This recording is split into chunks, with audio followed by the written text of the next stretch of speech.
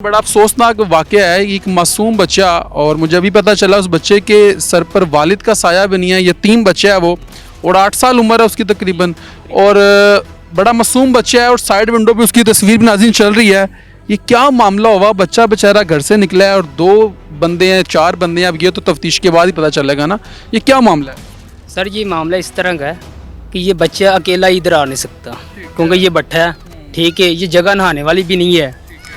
अगर अकेला बच्चा इधर आता तो बच्चों के साथ आता, ठीक है, 3 4 8 10 बच्चे होते जिनके साथ वो नहाने के लिए इधर आता। अकेला तो रात के टाइम अकेले रात के टाइम आ नहीं सकता।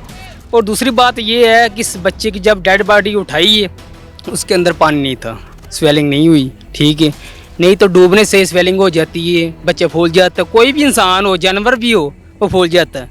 इस बच्चे के साथ ऐसा वैसा कुछ नहीं हुआ, इसके साथ तशद्दुद हुआ है, जुल्म हुआ है, ज़्यादती दरिंदों ने बहुत ज़्यादा की है, ठीक है।